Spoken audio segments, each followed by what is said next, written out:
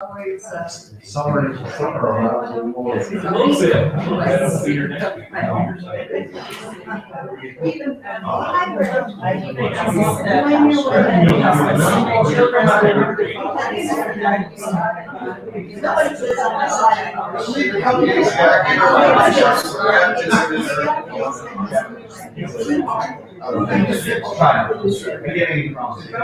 want to see about that one to be teaching. And you're a little. And then.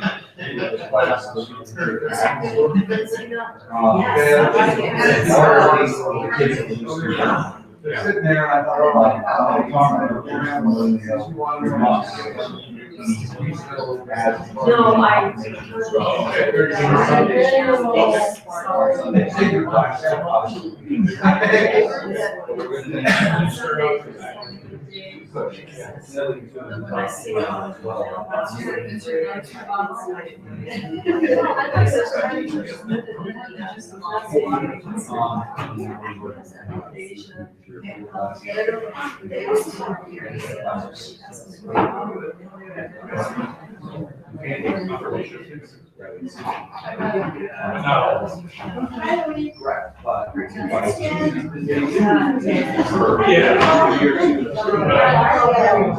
Yes. I had that. So I still have two copies. What's the creative way we do There's that? not enough. Right, so it won't necessarily be specific combination structure, Yeah. but the other thing I came on quick is the check curriculum. So we're up back actually on the 1 year studies. And then we'll have an initial teachers meeting in August, and then I'll just kind of follow up. Okay, good morning, everyone. Good to see you all.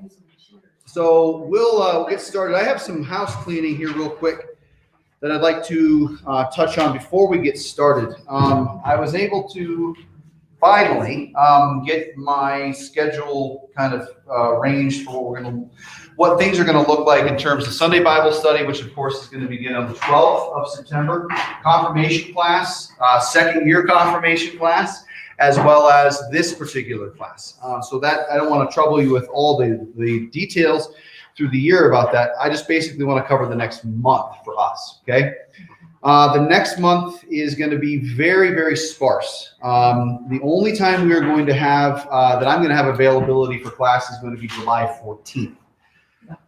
July 14th will be the only one that will have class. So just make a note, July 7th, next week, I'm going to be in Colorado with the kids for the Higher Things Conference.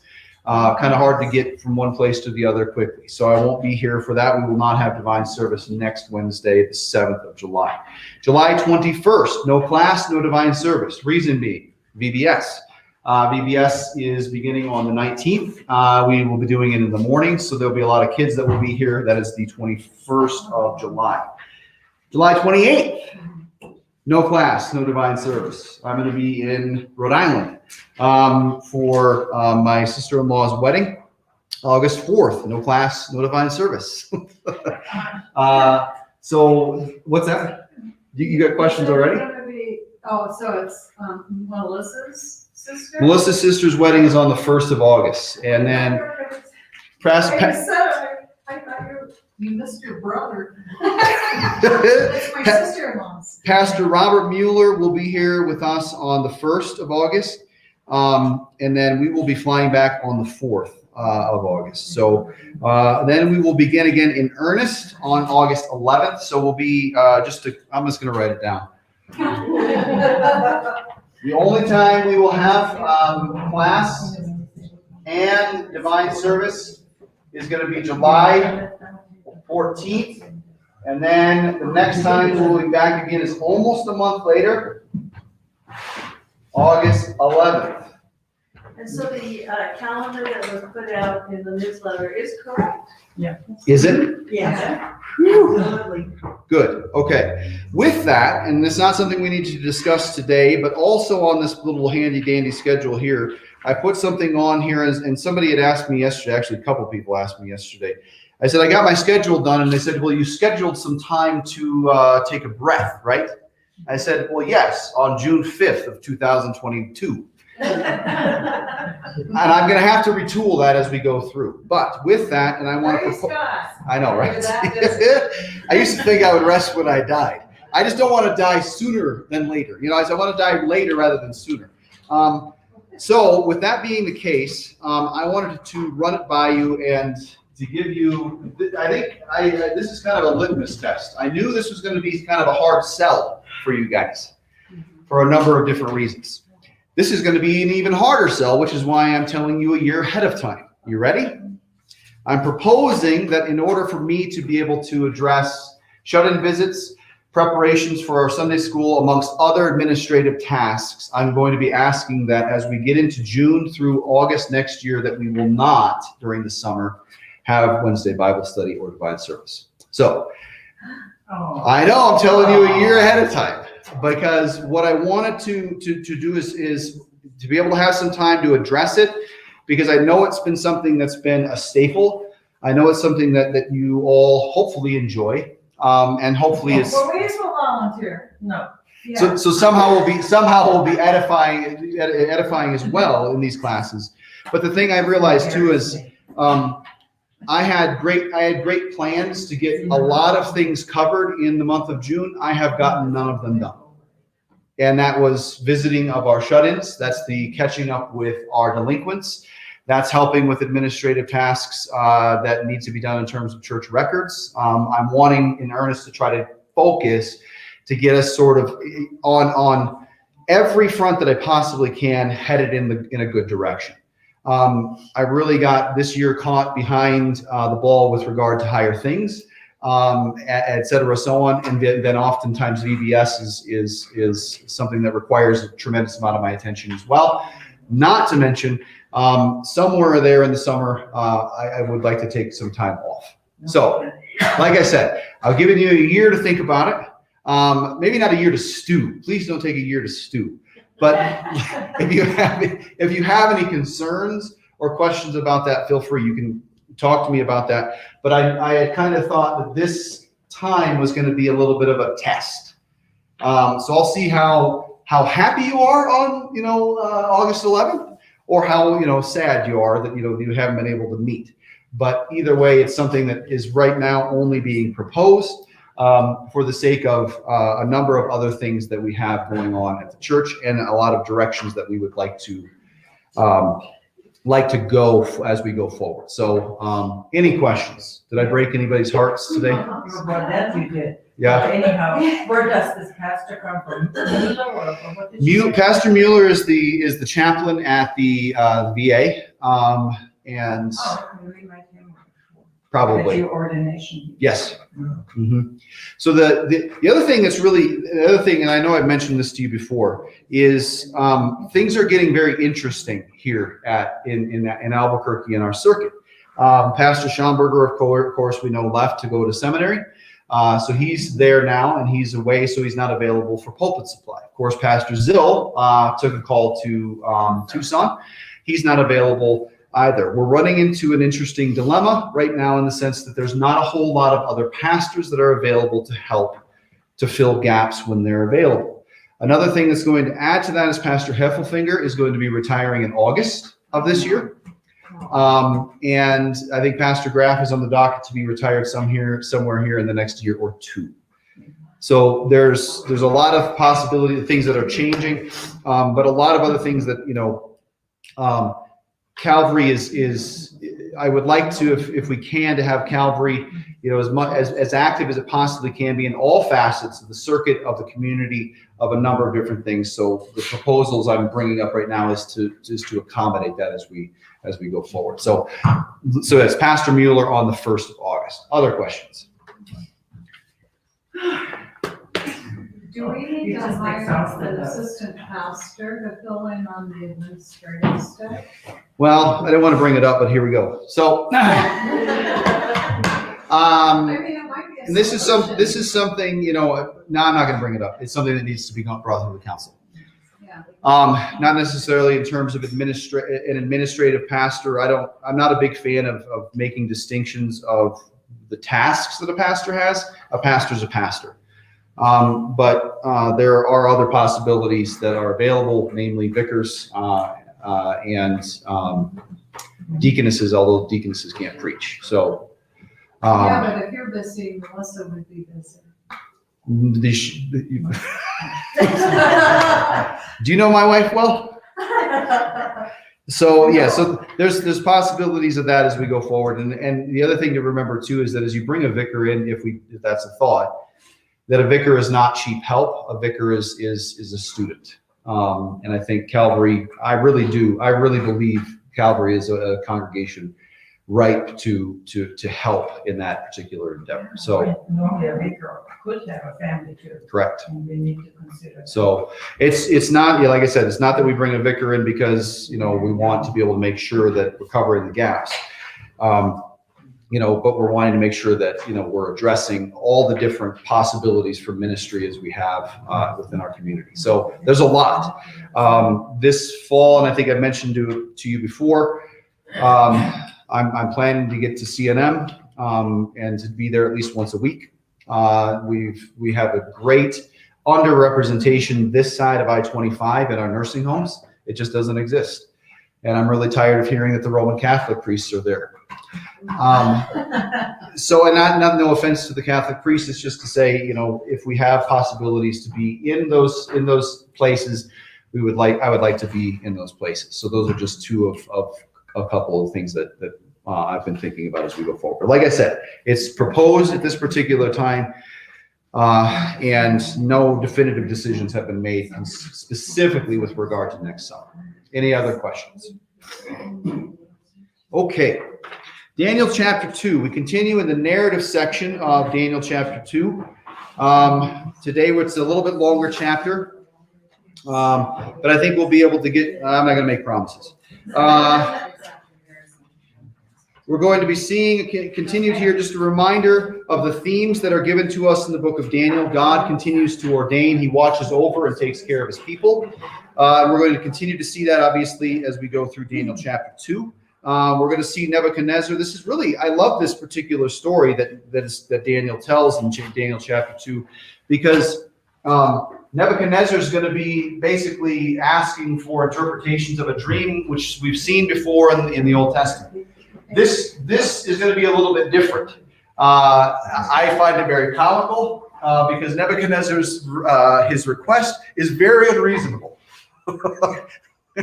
But the other thing to remember too is that with regard to the unreasonable expectation of Nebuchadnezzar, we're going to see really two reactions. One, the reaction of Nebuchadnezzar's priests and his diviners and soothsayers, but then also the reaction of Daniel, Shadrach, and Meshach, and Abednego, because the decree that Nebuchadnezzar is going to make basically has implications for every single prophet and every single diviner within the kingdom of Babylon.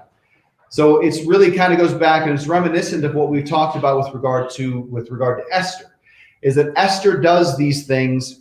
She's placed there, watched over in the same way that Daniel is placed there. And what will ultimately happen is very similar to what we saw happen with Joseph in our Old Testament lesson for today. That through this one person, namely Daniel, as it was for Joseph, God is going to continue to work for the good of all.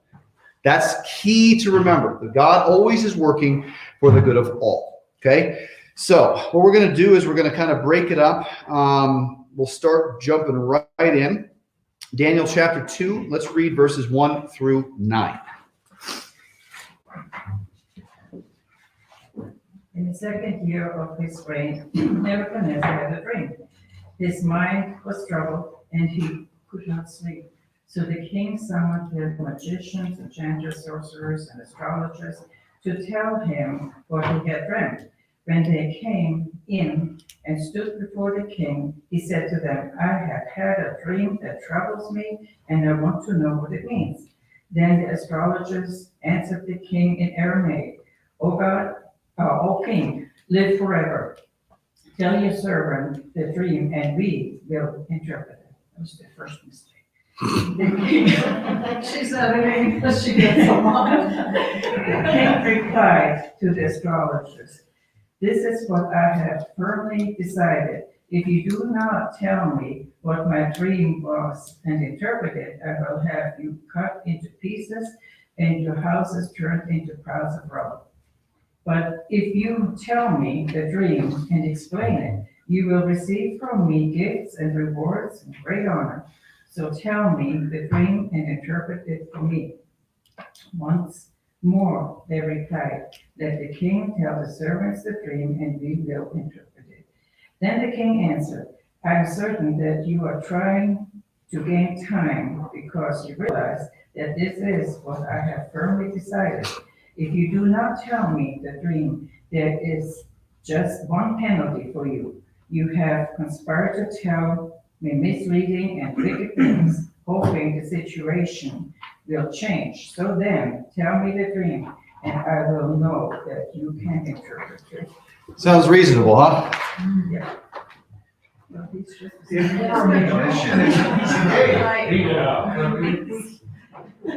Well, see, to be fair, we have this, we have kings actually telling what the dreams are in prior texts in the Old Testament. So this isn't necessarily unreasonable. What's different about Nebuchadnezzar and what he's addressing? He wants to know he wants them to tell him what the dream was. What did I dream And what does it mean? and what does it mean? Perfect. The first part's a little tough. Yeah. You Okay? can always make up the second part. Which is why, okay? So in line with what we've talked about before, remember we've talked about this. So God continues to give. He even gives Nebuchadnezzar the dream. God gives him this. It's a divine revelation that Nebuchadnezzar understands significant implications from. And so then he wants to know what it is that this revelation that's been given to him, he wants to know what it means. But he also knows that, and you'll see this in verse 8, you're trying to gain time. I know what you're up to. If I told you the dream, like David said, then you're just going to make something up. But I know then you'll be that it's true what it is that you're telling me. If you can tell me first and foremost what I've dreamed, and then what it means after that. Okay. So going back to verse 4, there's another key thing that I want to talk about here, and Louise, you added a little bit of commentary on that, which is appreciated. Okay. So, O king, live forever. So these magicians are coming, the Chaldeans, the magicians are coming to him and they're saying, O king, live forever. Now, that's not, what do they mean by that? Long life, I'm presuming. Have a long life. What else? We are here to serve you kind of approach. Okay. Reverent and Well, humble. they probably thought that the king saw his death or something, and they're trying to reinforce it in the dream. Okay. And the point is, I mean, and Daniel's not revealing it to us in the text. We don't necessarily know what's going on. What we can know is that in Aramaic, what's happening is they're not necessarily speaking of Nebuchadnezzar. Nebuchadnezzar, as it was for many kings, and the Jews thought this way as well, the people of Israel believed this, is that the kings were the representation of the gods. Okay, now I said a very important word there and added one letter. Yes. The S. Okay, right. So those magicians coming to Nebuchadnezzar would have believed, and they would have had a chief, they all would have had chief deities. For the Babylonians, the chief deity was Marduk. And so they're saying, oh Lord, basically, you, Lord, our King, are the representation of Marduk to us. But let Marduk and his decrees continue to live long forever. Okay? Oh, interesting. Does that make sense? So let Marduk and his teachings continue to go on. And so you begin to see some of the devotion that these magicians have. And they're speaking it in reverence and in great respect for Nebuchadnezzar. Okay, there's not a whole lot else really that we can look at in terms of substance here other than verse 7. They answered a second time, and they're going to answer a third time, but the second time here is basically they're saying, well, just tell us what the dream is, and then we'll have no problem telling you what it is. I think the second is just oh Lord, help me not be dead here in a few minutes. Right, because the decree is what version do you have, Louise? Is that ESV? Yeah, oh, no. Yeah. Is it? Old one. I've got the New King James Version. It's a little more vivid. The word for me is firm, and if you do not make known to me the dream and its interpretation, you shall be torn limb from limb, and your houses shall be laid in ruins. So in other words, you're going to be drawn and quartered. There's not going to be any pieces left of you, and you're going to be done. Okay? But How do you answer to that? well, you're going to see, and this is why the third response of the magicians is so important.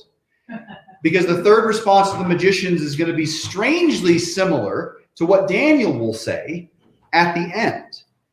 Okay, because, and we'll see it here, I'm not going to ruin it as we go through, but let's continue on verse 10, and let's go through 13. Just a small little piece here. This is the third reply of the wise men here in verses 10 and 11, and then let's read through 13. So 10 through 13.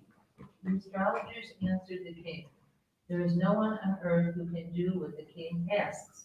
No king, however great and mighty, has ever asked such a thing of any magician or enchanter or astrologer. What the king asks is too difficult. No one can reveal it to the king except the gods, and they do not live among humans." This made the king so angry and furious that he ordered the execution of all the wise men of Babylon. So the decree was issued to put the wise men to death, and men were sent to look for Daniel and his friends to put them to death. Okay, thank you. So there you have the third reply. What's going on now? Now they're going after the Israelite wise men, if you will. Well, to be fair, Nebuchadnezzar says this is going to be a decree, and this is the thing we remember this from the book of Esther. When a king makes a decree, it's a decree for all. It cannot be undone. So Nebuchadnezzar says all the magicians, all the diviners, of which Daniel, Shadrach, Meshach, and Abednego are party to. So it's not just that they're looking at it and saying, well, now we're going to get finally at the Israelites. Because there are going to be Babylonians that die too. Probably more Babylonians than there will be people. Right. Okay. But then look at this it's a fascinating response. The wise men's third response. Okay. I want to read it just again. The Chaldeans, or the magicians, answered the king and said, "There is not a man on earth who can meet the king's demands." Now, real quickly, we're going to break it down part by part here. What are they saying there? You can't tell somebody else's dream. Okay. You know, if you have a dream, I have no way of knowing what it is. But someone can. And this is the second part here that we see. Okay, there's not a man on earth who can meet the king's demands. For no great and powerful king has asked such a thing of any magician or enchanter or Chaldean. The thing that the king asks is difficult, and no one can show it to the king except the gods, whose dwelling is not with flesh. That is the key line. Yeah. There's a huge distinction made there. What is it? It says right in it, no man on earth. Okay, so no man on earth. We've got a problem, though, if we're Christian, which I think we are. Because he is a man. He is a man, and where did he live? Where does he continue to dwell? Here and in heaven at the same time. This particular chapter is absolutely imperative to our understanding, as we will have later in Matthew's gospel, when Jesus is parading around and saying the kingdom of heaven is at hand. Because the kingdom of heaven is not a place necessarily, it is Jesus. It is where he is, and it is what he does. The kingdom is distributed to us by a man, by the God who dwells on earth with us. But no man, and this gives you an idea, is that Marduk was far away. The other gods that they had that they worshipped in Babylon were far away. These were untouchable. Didn't they have idols, though, that they thought were gods? I mean, it seems kind of odd that they actually admitted that at that point, the conjurers anyway, that, well, that's just a rock over there that we carve, and that's a piece of wood that we carve. So those are, you kind of see behind the curtain that they also have little faith that their own gods are anything but wood and stone.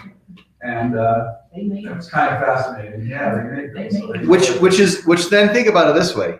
Remember when when the Pharisees are telling Jesus in the New Testament, tell your disciples to be quiet.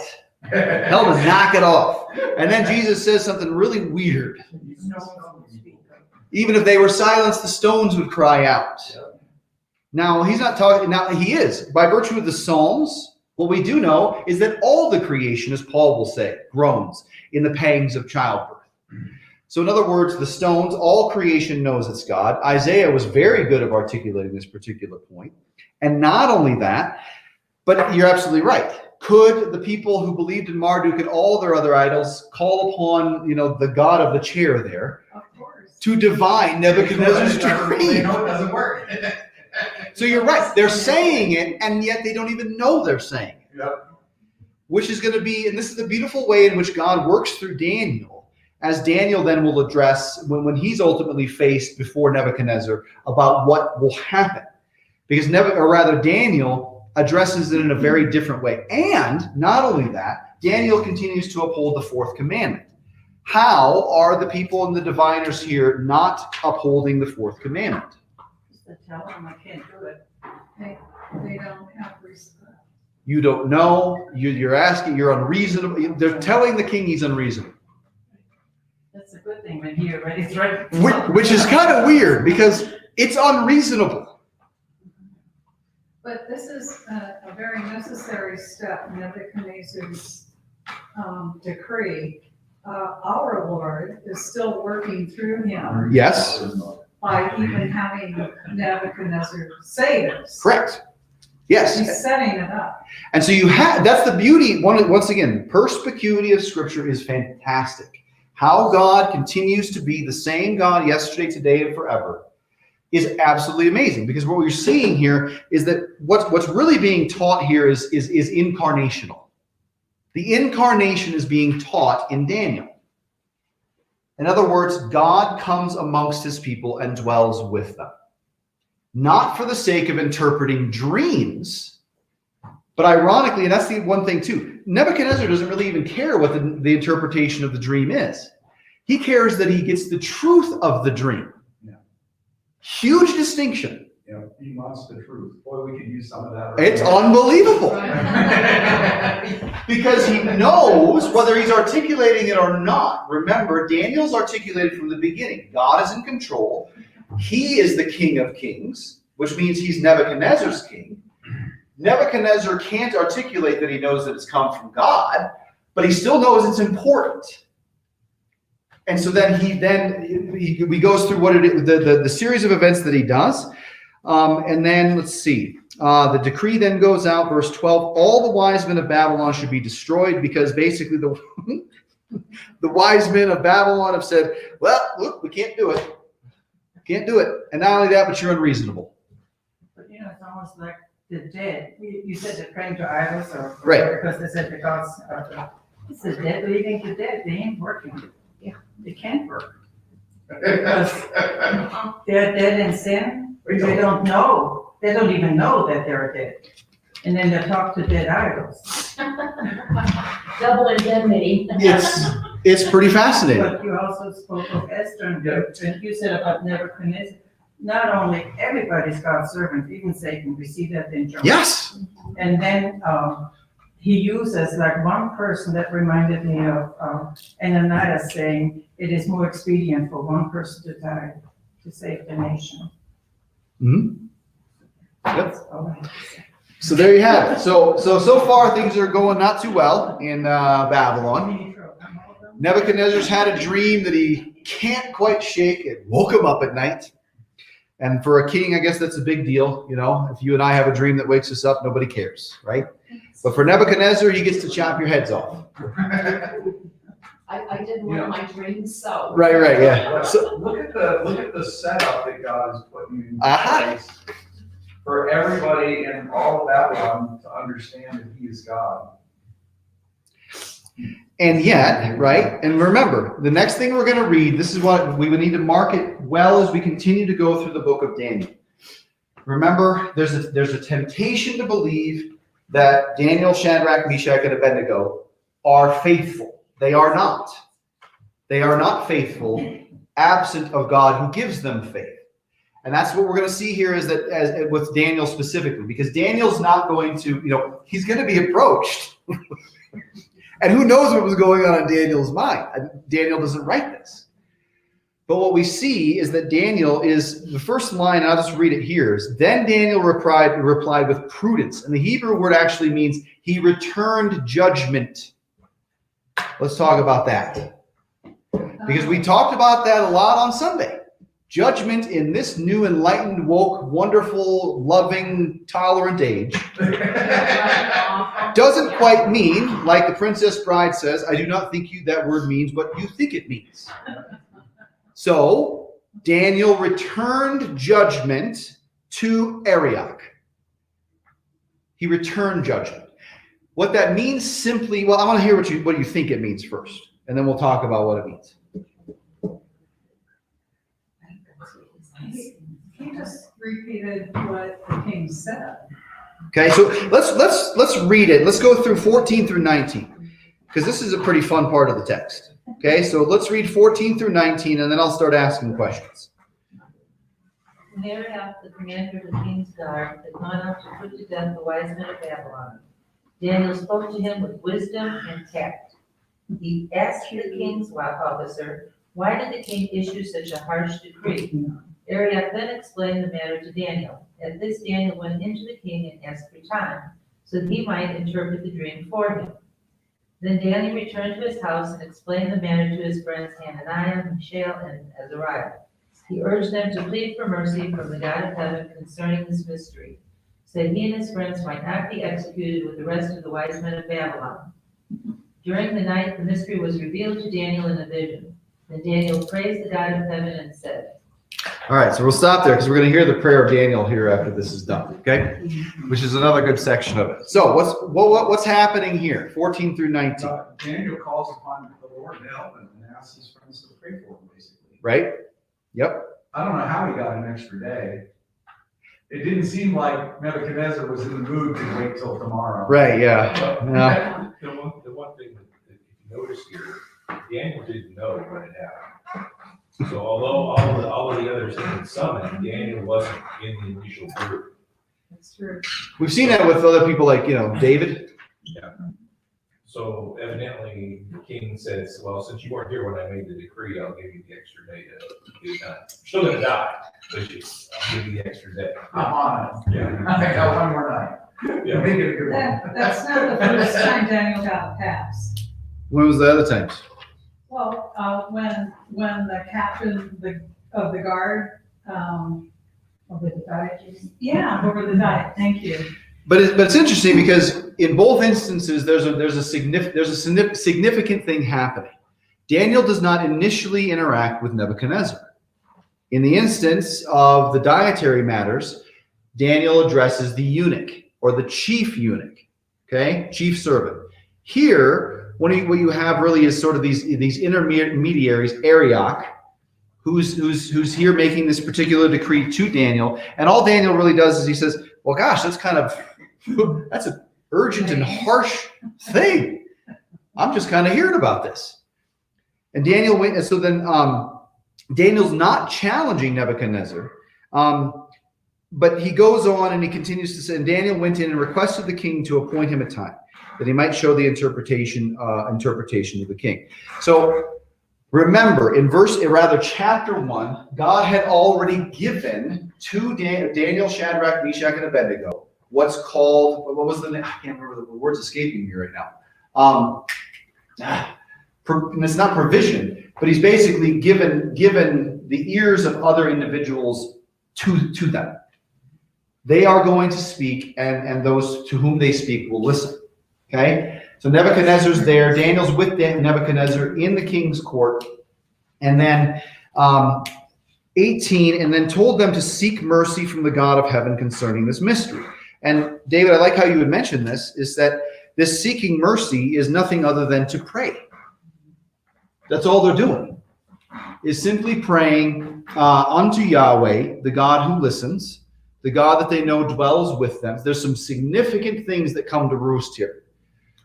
Because Shadrach, Meshach, and Abednego, or Hananiah, Mishael, and Azariah, are not saying to themselves, oh, woe to us, there's no one on earth that can handle this.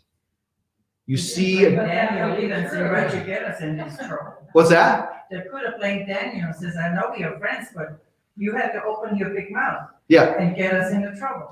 And yet, here you have Daniel coming back to him. You don't see them responding in any way, shape, or form as to say, like the diviners of Babylon said, That it's not that these, no man on earth can do these things, which is interesting because Daniel's a man. So are the other three boys that are with him. They're human beings. Yet they are asking God concerning this mystery so that Daniel and his companions might not be destroyed with the rest of the wise men of Babylon. Then the mystery was revealed to Daniel in a vision of the night. Then Daniel blessed the God of heaven. Okay? So you have a very different thing that's happening here. Not to say, once again, that we don't come out of this section 14 through 19 thinking that these four young men have this great and sterling faith. But what's interesting, we've talked about this before. Remember we've talked about this? Having faith is,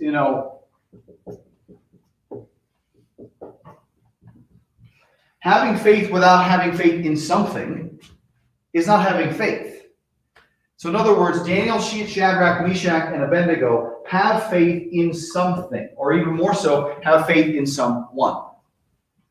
Namely, Yahweh. Yahweh's the name for really Jesus, right? Yes. That's right. It's the pre-incarnate Christ. That's right. Correct. So you have this, and you begin to look at it and say, okay, well, this isn't the first time. Whether it was when they met with the first time for the eunuch, but never mind, and let's not forget the fact that they were taken from families of nobility. They were taken from their homelands, and they were basically brought into the king's courts and college in Babylon in 605. So to this particular point, I think it's fair to say that these four men have been unwilling participants. And yet God has been pleased to utilize them as his own mouthpiece to the very people that they've interacted with.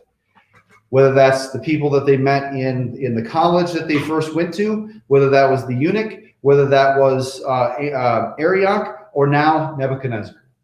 So you have what seems to be this quick ascent to having a table with Nebuchadnezzar. But understand too, remember 605 was when Daniel and the boys were brought into Babylon. This particular chapter is described somewhere in the year 603 to 602. Whoa, you got it that close? So we still have, yes, because you're looking at it and saying, by virtue of history, you can say, okay, we know and can mark it in time. In the second year of the reign of Nebuchadnezzar's second year in his reign was 603 to 602.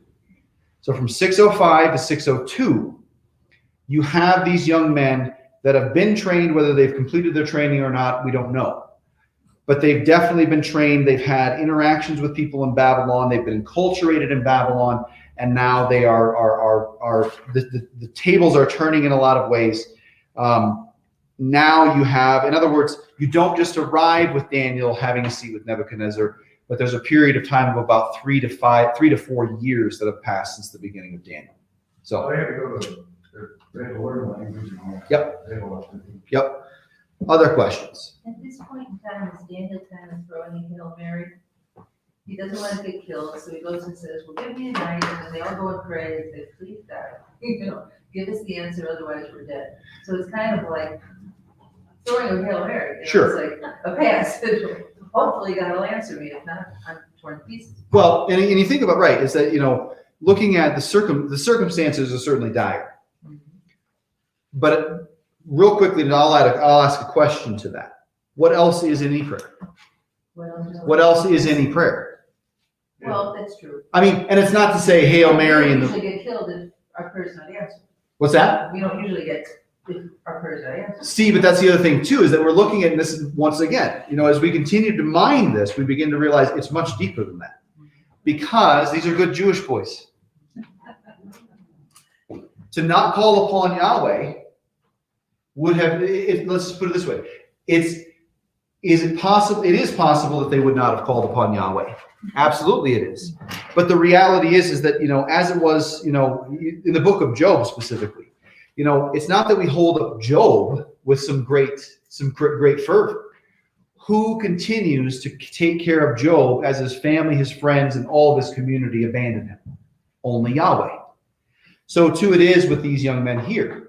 Yes, in this circumstance, I would say absolutely, given the context, they're throwing it out there and saying, we don't have anything left. Because at this point, is he aware that he's a prophet? Daniel? That's the interesting thing about the book of Daniel. It's one of the books where you kind of don't quite know. But that's the interesting, other thing we talked about. Communicates God's word though, so Right. so he's clearly a prophet, I would think.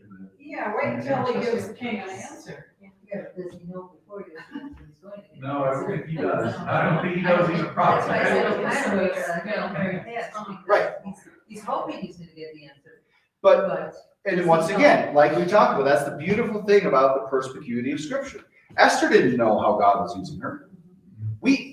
Now let's just take it out of the context of Scripture, which these are real people. But remember too, do you know how God's using you? Only that he is. That's all we know. Does Daniel know that he's distinguished as a prophet? Well, no, not in the sense necessarily at this point that Isaiah did. But we talked about it, remember, at the beginning of our study of the major prophets. A prophet is only, and Paul will talk about this. Paul makes a distinction. Paul's a Lutheran. Okay, what I mean, you understand what I mean. Lutherans make distinctions. Is in the Old Testament, a prophet is assigned to specific tasks. I think it's fair to say that we can know that specifically Daniel has been appointed to this. How do we know? Because he finds himself in this place. It's kind of like, that sounds like it's sort of a circular argument, right? But I've heard it in a similar way with regard to marriage, right? How do you know you're married to the right person? You're married to them. There you go. Okay? And that's the other thing, understand? Okay? That's how you know. You're married to them because God knits you together. You don't do anything. Okay?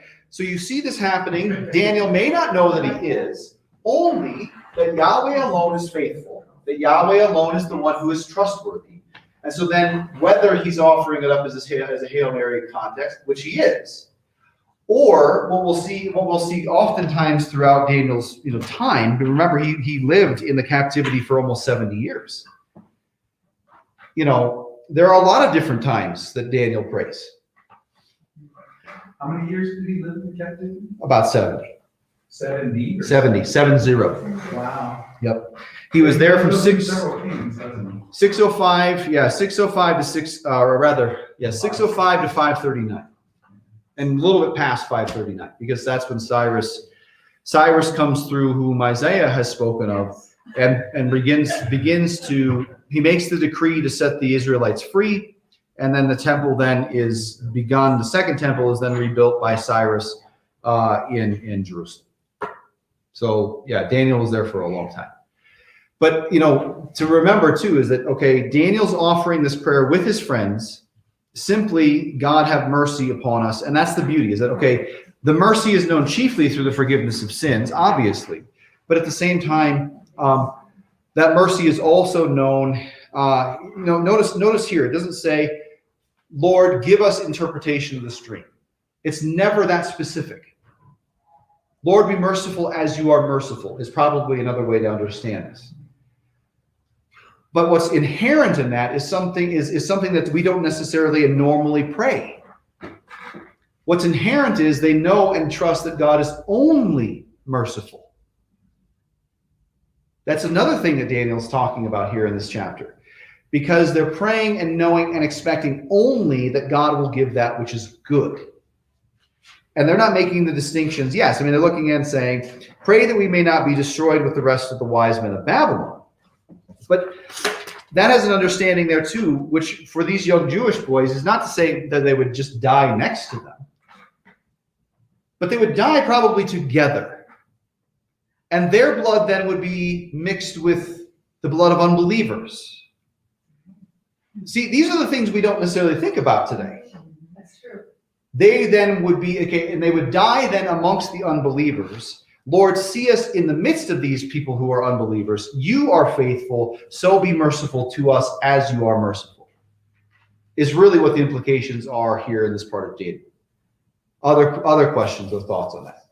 That's a little presumptuous, but yes. Well, right, but so just to say, I understand. too, is that to say simply, at best, you can look at it and say, will be destroyed with the rest of the prophets. You know, but at the same time too, you know, like I said, I mean, there's other implications that are there where, you know, how do you want to say, we have much more tendencies to overlay 20th century Christianity on these young Jewish boys than we do to actually overlay 5th century BC Judaism over these boys. Yes. We're not Jews. We're not. You know, and so that's the important thing to remember, is that part of how we read the scriptures is not that we read our understanding necessarily into it, but understand that in the context of where they are, they don't have a temple. There's no other people that are Israelite that are there with them. There are no priests. There are no sacrifices that are being offered. There's nothing necessarily being said with regard to how it is that they might pray, although that will come later, when Daniel himself is told not to. So we're not there yet. Or even more so, we'll see in the next chapter with Shadrach, Meshach, and Abednego, basically be, you know, what they then turn down, and then the repercussions that come their way. The point is, Yahweh is continuing to keep them faithful according to what they have been taught as boys, and what is the truth. So, other questions on those particular verses? Now, if not, we are at the center of the chapter, and I don't mean that just in terms of our numbering. This prayer of Daniel is absolutely and must be seen as the most important thing that happens in this chapter. It has to be. Rather than, and the reason I bring that up is because a lot of times we're tempted to believe that the divining of a dream is a big deal, and it was. But we have to remember, if we don't focus on what God is doing for Daniel in the midst of this, then we will be tempted to believe that somehow Daniel had some sort of special prophetic power to both tell the dream and to interpret the dream. But Daniel will not communicate it in that way. Daniel will communicate it in the way that he does here in the prayer, and he basically says and it's strange because he'll basically say what the diviner said before. No man on earth could interpret this, but I know what it is. which then for Nebuchadnezzar just, how's that possible? So we're not there yet. So let's hear about the prayer of Daniel, 20 through 23. Daniel answered and said, Blessed be the name of God forever and ever, to whom belong wisdom and might. He changed times and seasons. He removes kings and sets up kings. He gives wisdom to the wise and knowledge to those who have understanding. He reveals deep and hidden things. He knows what is in the darkness, and the light dwells with him.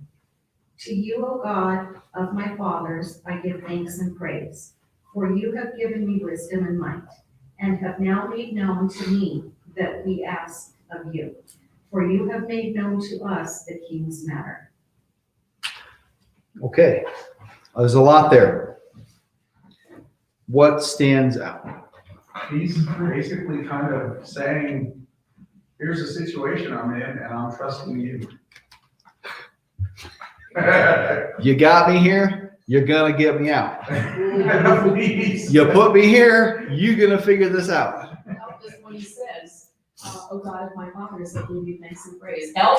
Yeah, that's right. Well, and think about that too. He's not just saying God of my fathers, because the God of his fathers is Daniel's God too. What does Daniel mean when he says the God of my fathers? Remember, this was very key in the book of Isaiah. Sure. He's going back in time, back to the Patriarchs. What? The patriarchs, right? Sure. It's much more simple. their prophecy. Oh, that's-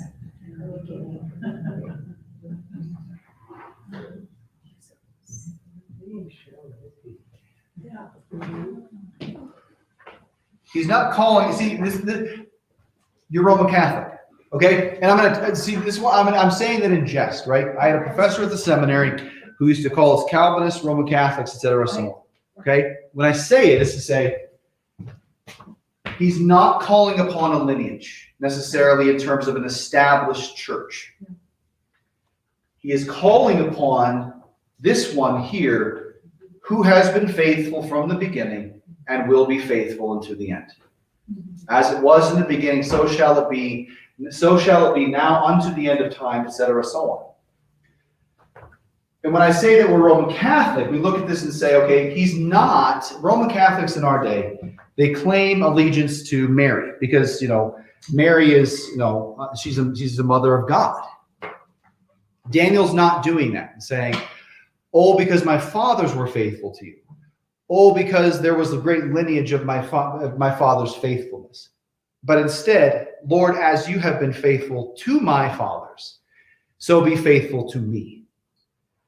For you are the same. In other words, you cannot change. You have always been faithful. You are faithful, and you will be faithful unto the end of time. And so this calling out the God of the fathers is just simply stating that. So what else stands out? He's given thanks that his request was answered. Right. So he went to sleep, and then his response the next morning is to give God credit for giving him the answer to his request. Right. And he's acknowledging that. Yeah. You'll see that in verse 23, right? Where you have given me wisdom and might. Mm-hmm. But then, yes, with that, now go back to that one, then look at this in verse 21. Juxtapose that to 21. He changes times and seasons, okay? He removes kings and sets up kings. He gives wisdom to the wise, and we see this most specifically in the wisdom books, most particularly the book of Proverbs. But how this is actually read is to say, he gives wisdom to make one wise. What does that mean? Because he's not saying, well, gosh, the ones who set themselves up as wise or the ones who remain faithful or whatever it happened to be. But It's all in his hands. Right. You don't own the wisdom. He gives Correct. you the gift of wisdom. Yes. And this is the thing that it's a very haughty prayer. Well, if you know the dream, okay, so the dream spans several kings and kingdoms, and so consequently, he's kind of giving a foreshadowing of the dream that he received, that God puts those in power who he deems that need to be in power. I hadn't thought about that. It's good. He eliminates them at their due time. Oh, yeah. And so the first kingdom is Babylon, the head. Right. And then after Babylon, another kingdom will come. Mm. And even later on, Nebuchadnezzar acknowledges the fact that, okay, so now I know that my kingdom's going to come to an end. I didn't know that before, but there will be others that will come after me. Yes. And he's thankful to Daniel because he knows that this isn't coming from Daniel. Right. Because nobody else can do this. This is coming from God. So he's getting a glimpse into his future. Right. That he would have never had the other magicians or astrologers or soothsayers tried to give him an explanation for what was going to happen. Yeah, that's a great point. But it was his dream to begin with. It was Yahweh's dream, or it was Nebuchadnezzar's dream. So he already dreamt it. Right. See, but that goes back. But that goes back. But that goes back to this, right? From Daniel. God gives it. Yeah. Right. God gives it both to Nebuchadnezzar And and he gives it to Daniel. But in the end, it's not necessarily to whom he gives it to, but it's the fact that God has given. That's the thing that we want to come out of these first parts of Daniel with. Yahweh continues to give abundantly with no shortage. And I love that distinction because, it's easy to look at it and just say, okay, but Daniel knows the dream already. yeah, he does. He had the dream last Right. night. Now he's giving thanks to God, and he's foreshadowing what's happening in the dream before he goes and tells Nebuchadnezzar what's going to happen. Right. But he changes the times and the seasons. Well, in the right time, in the right season, Yep. there will be a change in the kingdom. We'll go from the head to the chest. We'll go from the chest to the loins. We'll go from the loins to the legs. Right. And that's interesting too. Then 21 is a pretty key verse because you're looking at, so he's giving wisdom to make one wise. That wisdom is coming by virtue of the word. Namely this word, which, and this is the thing, the efficacy of the word, what is Nebuchadnezzar waiting for? Word on the dream. But not just a word on the dream. He wants the true word of the dream. So then we begin to see not just, the incarnational language of Daniel, but we also look at what we've talked about before, language of inspired, inerrant, and infallible word, the inspired, inerrant, infallible word of God. But in the same language, wisdom, Christ is the wisdom of God. Correct. So you have him in this text as well. Absolutely. And like Todd was saying, and to the end, when you see an interpretation of the dream, you have the unhewn stone who becomes the mountain, who is Christ, which then the New Testament will talk about as Christ, the chief cornerstone, which has been laid and upon which the true temple is built, which is really kind of weird because he is the true temple. I just said a mouthful there. So in 22, he says he reveals deep and hidden things. Well, the dream had deep and hidden things in it. Right. And only Nebuchadnezzar knew it. Right. Now Daniel knows it. Okay, and he's acknowledging back to the Lord. He reveals deep and hidden things. Yeah. He knows what lies in the darkness. Because even Nebuchadnezzar didn't know what the meaning of the dream was. Right. He had no clue as to what it meant. And so just having that revelation, even though it meant his demise at some point in time, was better to know what was going to happen than to be in mystery and have it happen to him anyway.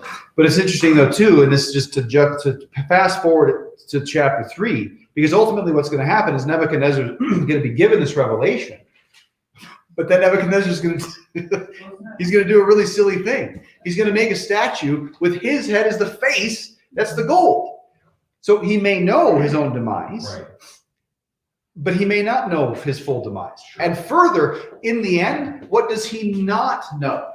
He does not know necessarily and ultimately that this one who is reigning now is the one who is and will still be reigning in Christ. Because it's a reign, and it goes back to the first address that the soothsayers gave to Nebuchadnezzar. O Lord, may you live forever. Daniel puts that as a juxtaposition, because it's clear by virtue of this prophecy he's not. And yet, Yahweh, who is the Lord of Lords and King of Kings here, guess what? Will be the Lord of Lords and King of Kings here. So who's reigning forever? Not Marduk, not Nebuchadnezzar, but Yahweh, who is there dwelling with his people.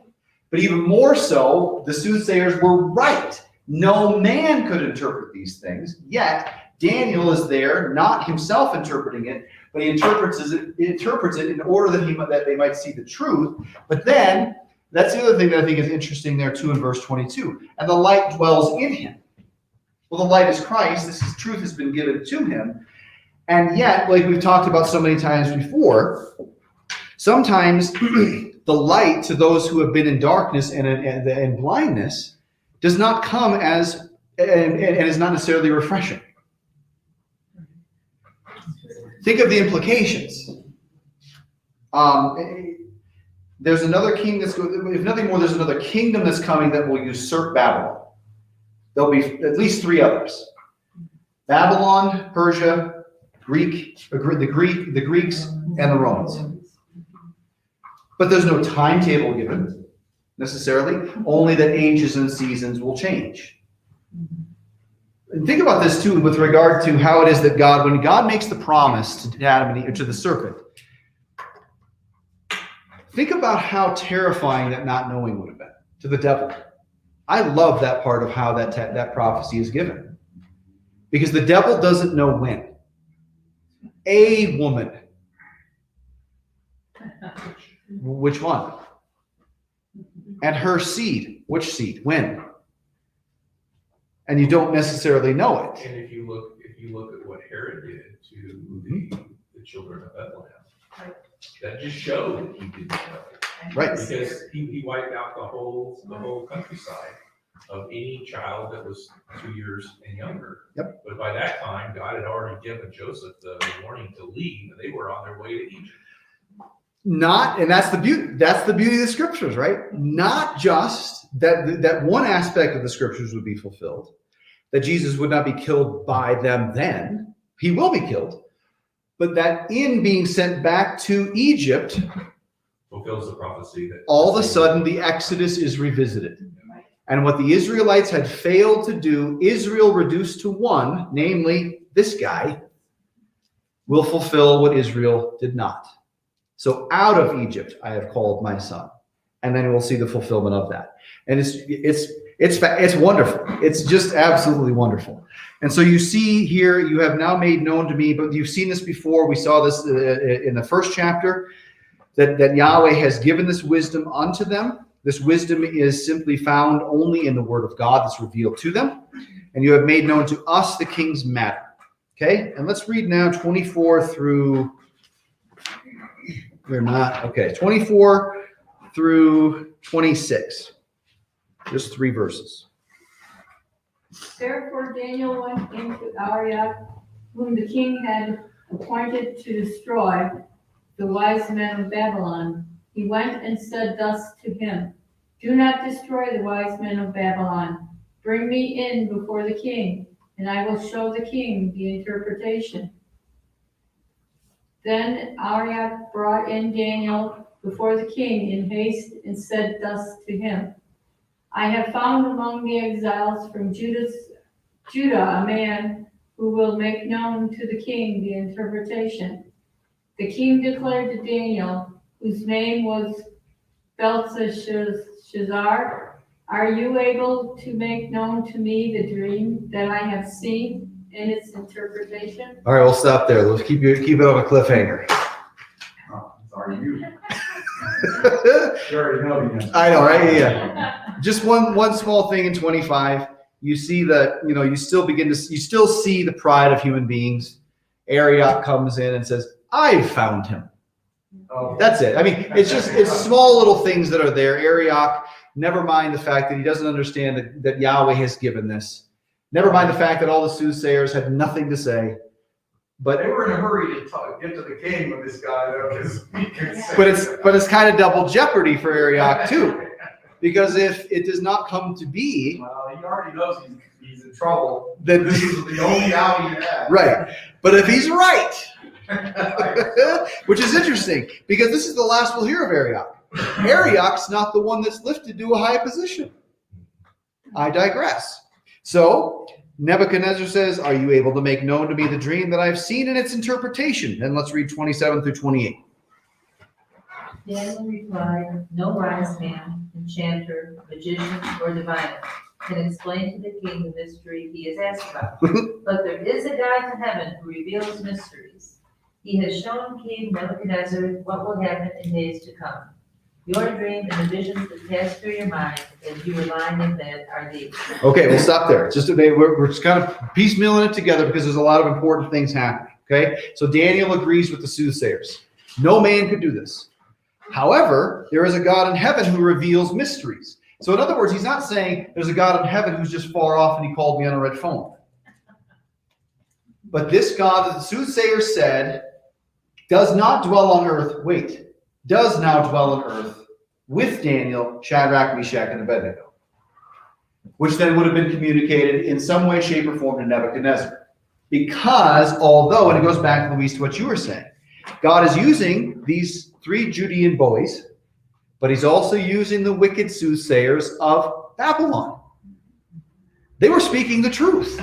No man on earth could speak these things, but only the gods. They were wrong about the number, but they were in the ballpark. And so Daniel is saying this, and then he says there's the God in heaven who reveals these mysteries, and these pertain to you specifically, Nebuchadnezzar, and the vision is this. We'll continue on 29 through 36. To you, O king, as you lay in bed, came thoughts of what would be after this, and he who reveals mysteries made known to you what is to be.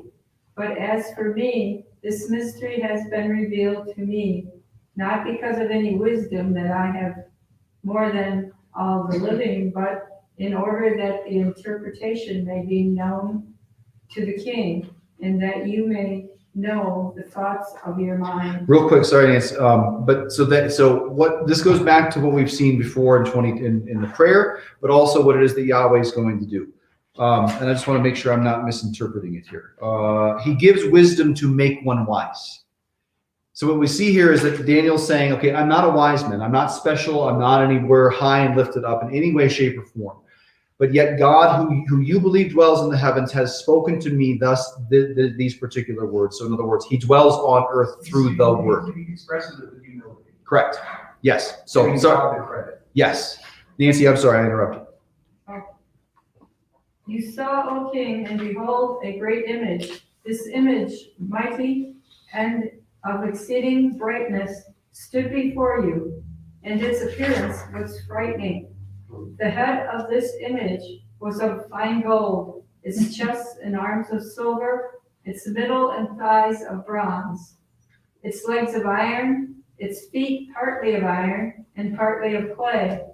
As you looked, a stone was cut out by no human hand, and it struck the image on its feet of iron and clay and broke them in pieces. Then the iron, the clay, the bronze, the silver, and the gold all together were broken in pieces and became like the chaff of the summer threshing floors, and the wind carried them away, so that not a trace of them could be found. But the stone that struck the image became a great mountain and filled the whole earth. This was the dream. Now we will tell the king of its interpretation. Okay, so there's the dream. That's the dream. So that's the first qualification. What's interesting there, verse 35, is you have these kingdoms that are basically like chaff on the threshing floor. And we know it in New Mexico what happens when there's wind. It just simply blows away. We just don't know in New Mexico when there isn't. Right? Now, what's interesting about this, though, too, is remember we've talked about this before. This absolutely is and has already been fulfilled. It's been fulfilled by virtue of Christ coming in his first advent, right? I only bring it up as to say what it is that Daniel then reveals here. Yet, there will be no trace of them that can be found. However, there are plenty of traces of the Persians, the Babylonians, the Greeks, and the Romans still. So in other words, this is not just speaking of Christ's first advent, which will be and find its fulfillment in Christ incarnate amongst us, but it's also speaking of this.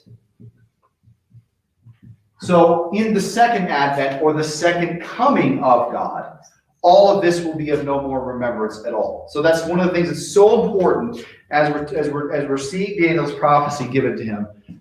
What's happening here? So, any questions on what actually happened in the dream, or what was just put onto the board? That would suggest that the statue in the dream is a representation of not just from his time through Christ's first advent, but it includes our time now. Correct. And it's interesting too, because then that's why I wanted to get through the book of Daniel before we get to the book of Revelation. Because guess which kingdom makes an appearance in the book of Revelation? The Babylonians. And it's interesting that the Lord uses a statue as a symbol of this process, because that's what's familiar to these people when they have gods. Yeah, that's true. Sure. Yeah. Otherwise, they may not understand it. And what you said, I guess, comes a little later when Nebuchadnezzar makes the statue and puts his face on it. Mm-hmm. He's still not quite there. Nor will he be. Nebuchadnezzar will die in unbelief.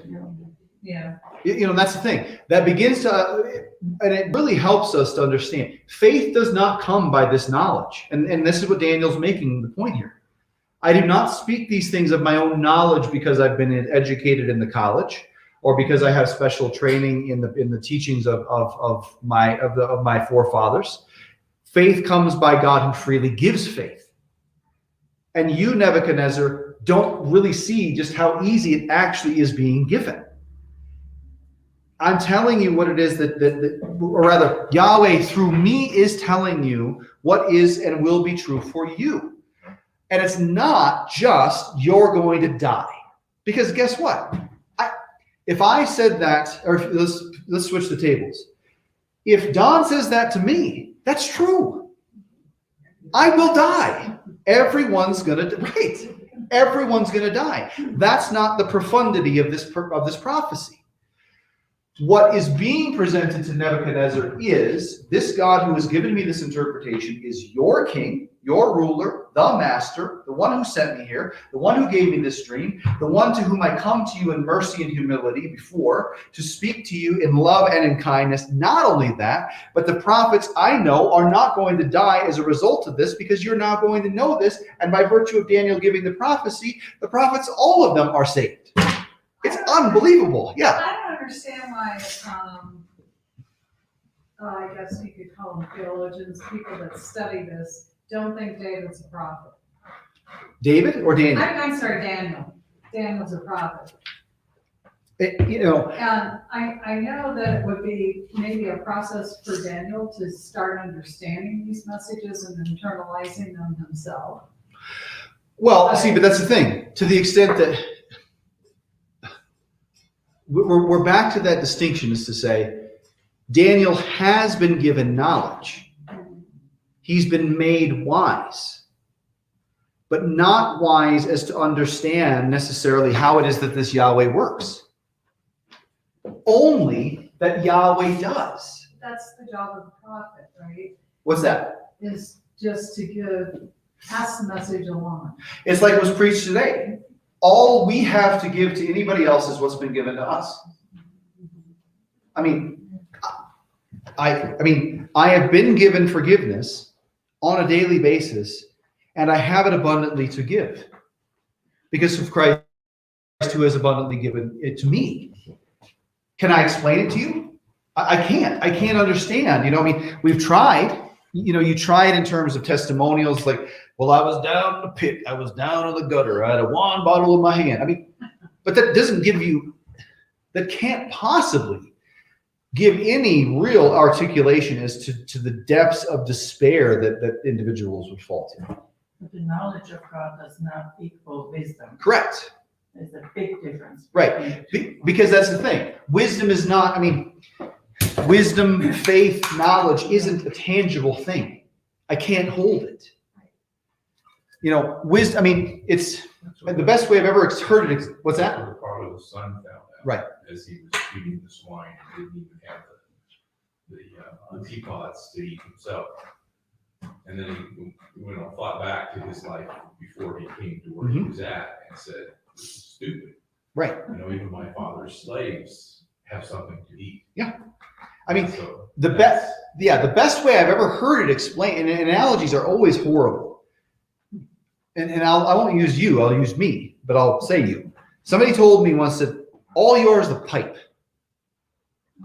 You're just a pipe. That through a pipe, the source delivers the goods unto the end. All you are is the pipe.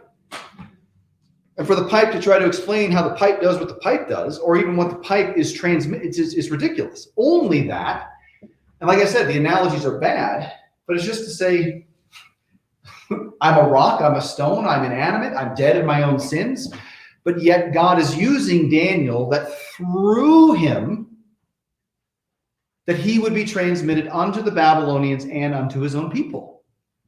It's passive. It is infinitely passive. And that's, and I think Sandy, I don't know if I gave it to you, maybe somebody, I don't remember, but Luther's discussion about the distinction of active and passive righteousness. Awesome. In terms of how it explains exactly that. Daniel is passive in everything. He's still a slave.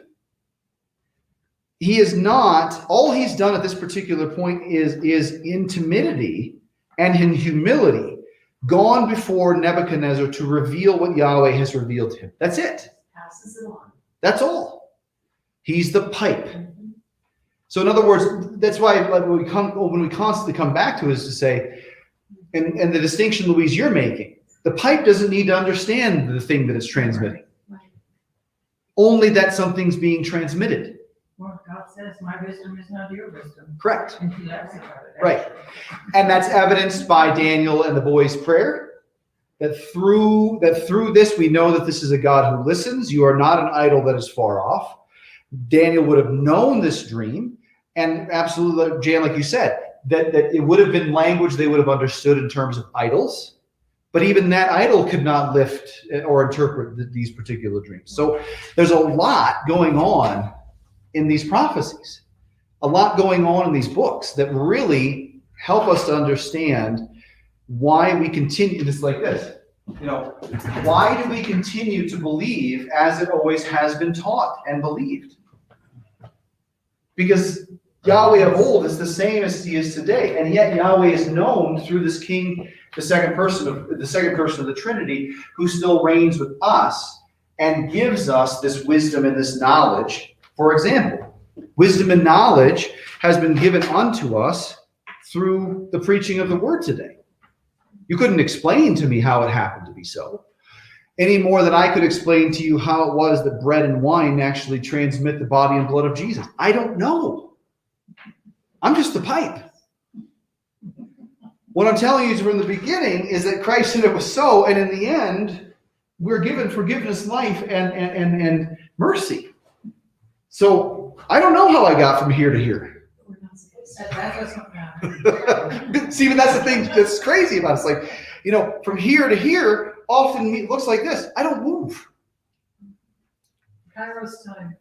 I've received it as a sinful man, and I am fully redeemed at one and the same time. I've not moved a muscle. I can't explain it in any way, shape, or form, but that's what we see happening with Daniel. He's not trying to explain it. Yeah, Jen. What I feel tonight, what's incredible to me is Daniel goes to him and he does something that everyone, including his wise men, said is impossible. Yep. And yet still, he doesn't recognize that Daniel's God is the true God. Yet. Right. Yet. You would think, at that point you go, bing, light Yeah. bulb, boy, this is the real God, and it doesn't happen. It's amazing to me. That's because he's human. Well, but even that too. It's like, but there's great solace in that, right? Because we want decrees to be made. We're great we love it when Constantine legalizes Christianity. We love it. We think it's a great monument. Well, wait a second. I think we could make a fair argument is to say Christianity was far stronger than the 300 years before the legalization of Christianity. Absolutely. And it's not then to make a comparison, it's just to say what we've done when we do make comparisons is then we rule out the 300 years where we're actually talking about what the blood of the martyrs was poured out for. Right, that's true. We lose it. And as they were to try more and more to push us down, we're going to get stronger yet. That's right. Well, see, but that's the thing too, is to say, right, it's just a slight addendum on that. We are not made any stronger than we already are. That's the point. But I think it would become, what they try to kill, it's like throwing water on a gas fire, oil fire. You spread it, So it's in the past, the more they tried to squash it, the more it spread. And I think now, the more they try to squash it, the more it's going to. And it's That's this, right? It gets brighter. Because you're dealing with God who was, who is, and ever shall be. And I take comfort in that. From the beginning to the end. As he was faithful to the fathers, so he is faithful to us.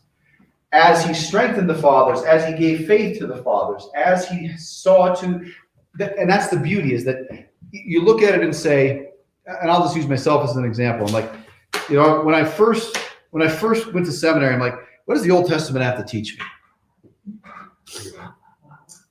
There's nothing new. I want new. Well, wait. There's nothing new. Read it again. Except for the fact that you get to read these and realize, I've never seen that before. I never knew Jesus was there. I never knew these prophecies were fulfilled. And then you begin to understand that it's, what's that? They work together. And it's new Right. because the devil, temptation, the world, my own sinful flesh has taken me from it. And all that's happening is I think it was G.K. Chesterton, and I love it. You guys have heard me quote this before.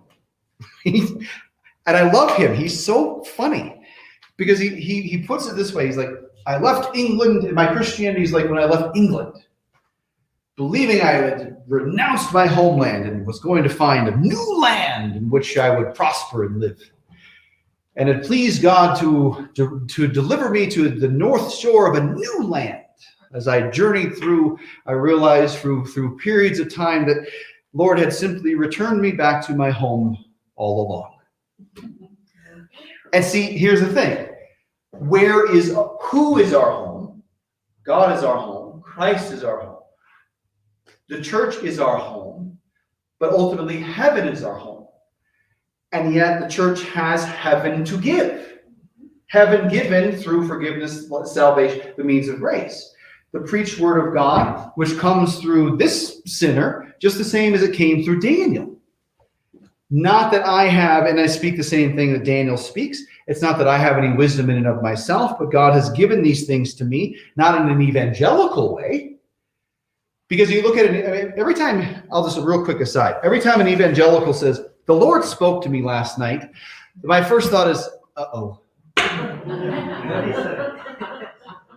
Are you sure it's not just bad chili? Because if it's not derived from the scriptures, then we don't know this. We don't know the source. The source is men. Yeah, Louise. You know, too many people say we don't need the Old Testament, just right down the alley where you were. Sure. But it's Christ is in the Old Testament from Genesis and then all the way through Revelation. He's in every book. Yep. More than once mentioned. Yep. It's full of his whole being. Right. As you say, as it was in the beginning. Right there. All right. So, let's press. I don't want to leave you guys hanging for a full month. It won't be a month. We'll meet again on the 14th. Okay, 37. Let's read 37 through the end of the chapter, 49. You, O King, the King of Kings, to whom the God of heaven was given the kingdom, the power and the might and the glory, and into whose hand he is given, wherever they dwell, the children of man, the beasts of the field, and the birds of the heavens, making you rule them over them all. You are the head of gold. Another kingdom inferior to you shall arise after you, and yet a third kingdom of bronze, which shall rule over all the earth. And there shall be a fourth kingdom, strong as iron, because iron breaks to pieces and shatters all things. And like iron that crushes, it shall break and crush all these. And as you saw, the feet and toes, partly of potter's clay and partly of iron, it shall be a divided kingdom. But some of the firmness of iron shall be in it, just as you saw iron mixed with the soft clay. And as the toes of the feet were partly iron and partly clay, so the kingdom shall be partly strong and partly brittle. As you saw the iron mixed with soft clay, so they will mix with one another in marriage. But they will not hold together, just as iron does not mix with clay. And in the days of those kings, the God of heaven will set up a kingdom that shall never be destroyed, nor shall the kingdom be left to another people. It shall break in pieces all these kingdoms and bring them to an end, and it shall stand forever. Just as you saw that a stone was cut from a mountain by no human hand, and that it broke in pieces the iron, the bronze, the clay, the silver, and the gold. A great God has made known to the king what shall be after this. The dream is certain, and its interpretation sure. Then King Nebuchadnezzar fell upon his face and paid homage to Daniel, and commanded that an offering and incense be offered up to him. The king answered and said to Daniel, truly, your God is God of gods, and Lord of kings, and a revealer of mysteries. For you have been able to reveal the mystery. Then the king gave Daniel high honors and many great gifts, and made him ruler over the whole province of Babylon and chief prefect over all the wise men of Babylon. Daniel made a request of the king, and he appointed Shadrach, Meshach, and Abednego over the affairs of the province of Babylon. But Daniel remained at the king's court. Happy ending. For now. For now. Any thoughts on that?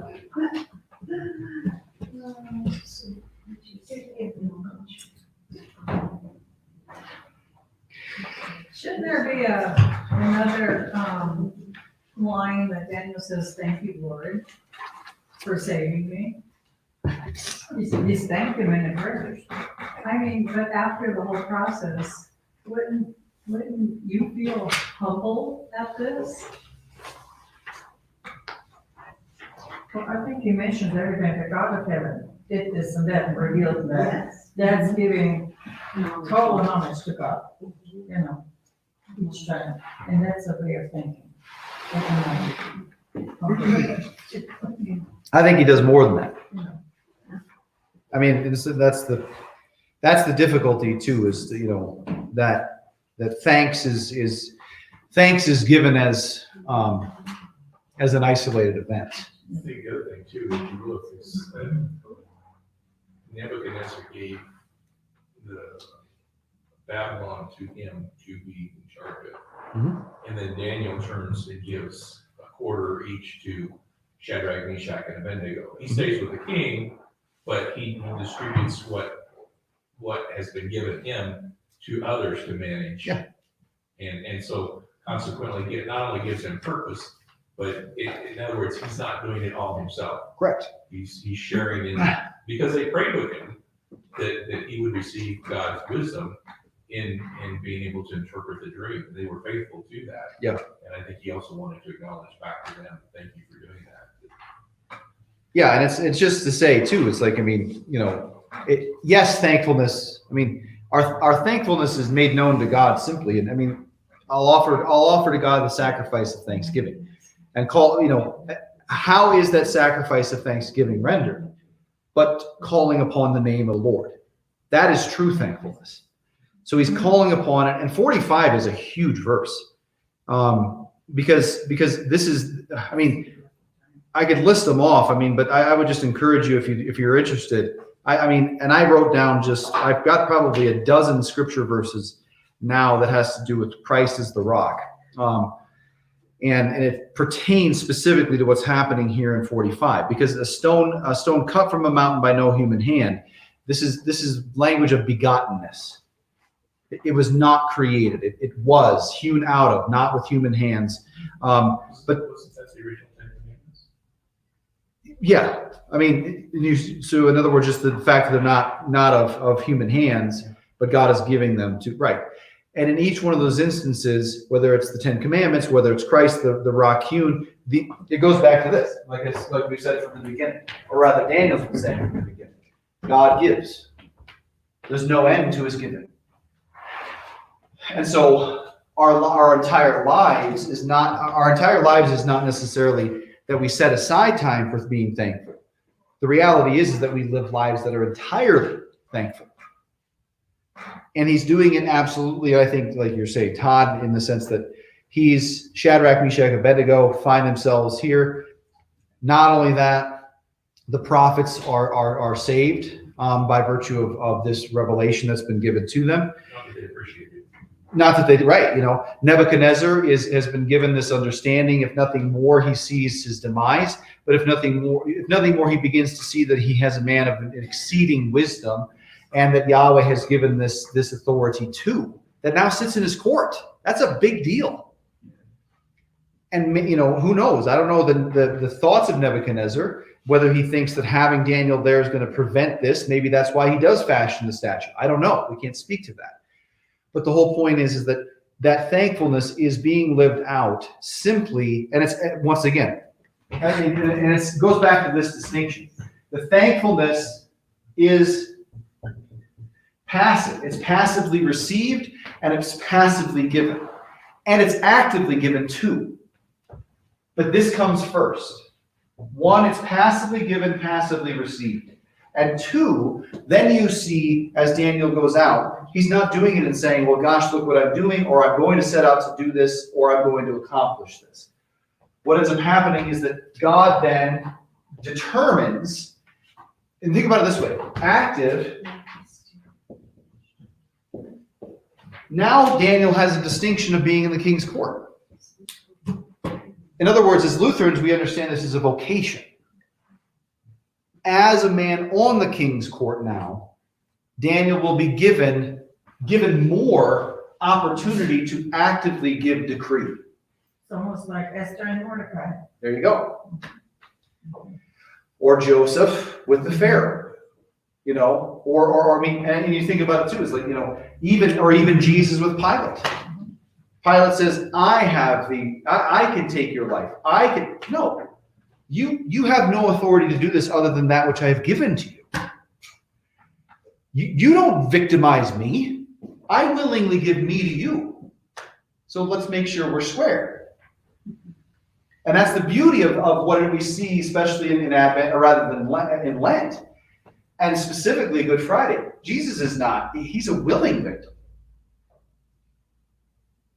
He desires to be there. Because Christ alone is the one who is fulfilling all of this active righteousness for us by virtue of what he does, not just in his ministry and on the cross, but also we see this Yahweh, the second person of the Trinity, enacting and making these things happen all the way back in Daniel's day. And even further back than that, like we just read in the book of Isaiah. So Nebuchadnezzar's paying homage. Now, real quickly with this, 47. There's something absolutely imperative left out. Because Nebuchadnezzar loves this.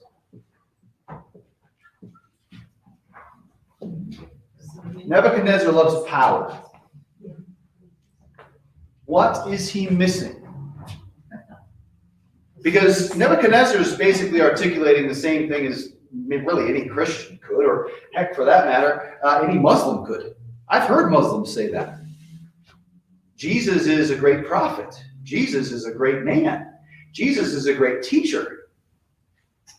He refers to him as He needs to be, God of gods. needs to be It's God. plural. Okay? His sacrifice on the cross. Okay? Can be him. So God has the power, but what's missing here is we don't have this Savior, and then I got it in the wrong order here. He does not save us then by power, but he saves us by weakness, etc., so on. And then all of a sudden, because we understand this, now the Sermon on the Mount makes a lot more sense. Blessed are the weak. Well, who is the blessed one who is weak? Jesus. And he's blessed in order to bless us. Blessed are the peacemakers. Who is the peacemaker? Jesus. And he is the peacemaker to make peace with God and with men, that we might be reconciled to one another. See, that's the beauty, is that, these texts in the Old Testament help us to understand, to understand more fully. And even in understanding more fully, no idea. I mean, to the extent I can understand graciousness, which is a little, it will what I can understand on earth is far pales in comparison to who this God is. It's unbelievable that he makes it known amongst us and does it really, and this is one of the things that's so wonderful about the Old Testament, and he does it in hidden ways. And guess what? Nothing's changed. He's hidden in bread, and he's hidden in wine. He's hidden in water, and he's hidden in the word. He's hidden in a guy who dresses in a bathrobe and wears a stole. He's hidden. Maybe he's not hidden, maybe he's proclaimed. Absolutely. And in that, you begin to see, in the simple and the mundane, we begin to apprehend, we begin, maybe this side of heaven, to apprehend the profundity of it. There you go. It's unbelievable. What we could know now is, as Peter says, I mean, as we know it now, we know it dimly. But it will be revealed clear as, and yet, even though we await for the day that it will be revealed, which is what Daniel's talking about here, that's when it will be fully revealed. We're not waiting for anything to be revealed at all. It's revealed to us even still. But it's shrouded and covered as it always has been shrouded and covered. And it's always shrouded and covered in weakness, meekness, and simplicity. Fantastic. So all that's in Daniel 2. Any closing questions? I've got a question. Yes, sir. In verse 13, he made a decree, the king did, right? Yep. That cannot change, Mm-hmm. but yet it did. After Daniel, you don't interpret the dream, You know, right? what was the original decree? If you cannot interpret the dream. Well, he was talking to all his astrologers. Right, Daniel Which was one Daniel of- was one, but not present at the original decree. It was all or nothing. Yeah, because Daniel's gonna get killed along with all of the others. But because Daniel fulfilled the decree was not carried out because the fulfillment of the decree